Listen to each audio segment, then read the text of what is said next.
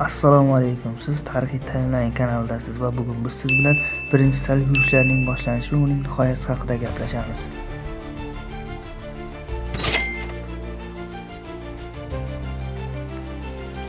Salib yurishlarining boshlanishi 1096-yilga to'g'ri keldi.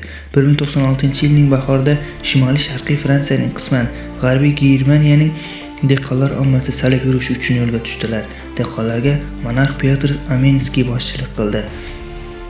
Dehqonlar olomoni yomon uyushtirilgan, nardan beri qurollantirilgan oziq-ovqat mahsulotlari bilan muntazam ta'minlanib turilmas edi. Salibchi dehqonlar orasida aynan shu sabab o'g'irlik va talonchilikni keltirib chiqardi. Bu hol kofirlar istiqomat qiladigan yerlarga yetib bormasdanoq ma'lum bo'lib qoldi. Jumladan salibchilar Reyn daryosi bo'yidagi shaharlardan o'tib keta turib, u yerlarda ham talonchilik ishlarini amalga oshirdilar. Vengriya, Bolgariya singari mamlakatlar orqali o'tib, u yerda ham talonchilik ishlarini davom ettirdilar. Salibchilar olomoni Konstantinopolga yetib borgach, imperator ularning tartibsizlik ko'rsatishi va zo'ravonlik qilishlaridan xavfsirab, ularni Kichik Osiyo sohiliga jo'natishga majbur bo'ldi. Kichik Osiyo sohilida salibchilar olomoni tez orada turk qo'shinlariga duch keldi va salibchilarning ko'pchilik qismi qirib tashlandi.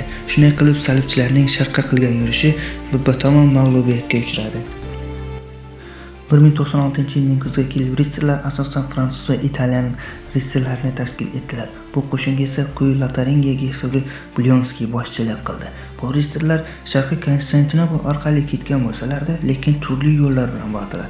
Ba'zilari, ya'ni birinchi qismi Pyotr Amenskiy bosib o'tgan Reyn Dunay daryolari orqali bordilar.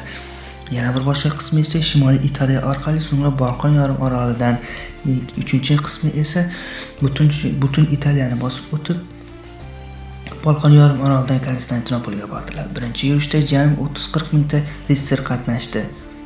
Ammo ular huzurida ko'pgina xizmatkorlar, hasodga uchragan savdogarlar va dehqonlar bor edi. Birinchi salib yurishidan omon qolgan dehqonlar ham ularga kelib qo'shildilar. 1097-yil bahordagina ular Konstantinopolda yig'ilib oldilar.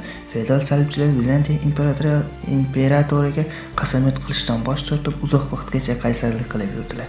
Salibchilar sharqda turkmanlardan urushib olgan yerlarni Vizantiyaga berishni istamas edilar.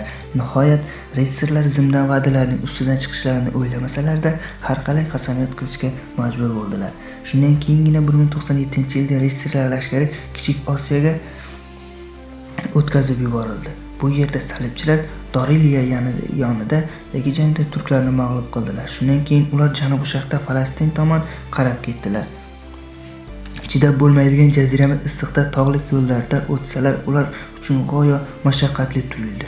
Salibchilarning qatnashchilarining ko'plari yo'lda halok bo'ldi. Agar salibchilar Shimoliy Suriya chegarasida ittifoqchilarga duch kelmaganlarida esa bu yurish ham batamomila barbod bo'lgan bo'lar edilar. Bu ittifoqchilar armanlar bo'lib, Kichik Armaniston deb atalgan o'lka salibchilar yordamida manfaatdor edi. Chunki u Vizantiya ham turklardan ham g'oyat darajada dushmanlik munosabatida edi. Yevropa feodallaridan biri Boldiyun tez orada Edessa knyazi, boshqasi esa Suriya bilan Mesopotamiya chegarasida Armanistonning knyazi bo'lib oldi. Salibchilarning Edessani bosib olish strategiyasi jihatdan muhim edi. Chunki Edessa Suriya bilan Falastinning shimol tomondan turklardan qo'riqlab turar edi. 1098-yil yozida salibchilar sharq poytaxti Antioxani egalladilar va u yerda Tarenskiy knyaz bo'lib oldi. Uchinchi yirik feodal Raymond Tulonskiyga Tripoli tegdi, Antioxaning janubi. Nihoyat 1099-yil yozida salibchilar Quddusga yetib bordilar. 1099-yilning 15-iyulda ular Quddusni qo'lga kiritdilar. Salibchilar shaharni qattiq taladilar. Aholining katta qismini, musulmonlarni ham, xristianlarni ham ayamay vahshiylarcha qirib tashladilar. Bu islohotlar natijasida salibchilar O'rta Osiyoning butun sharqiy sohilini, ya'ni ilgarigi Finikiya, Suriya, Falastinni egalladilar. Quddus, Antioxiya, Tripoli, Edessa, Tir, Sidon, Akra shaharlari ularning qo'liga o'tdi. Salibchilarning shimoldan janubga tomon cho'zilib ketgan mulklarning uzunligi 1200 kilometrga yetar edi.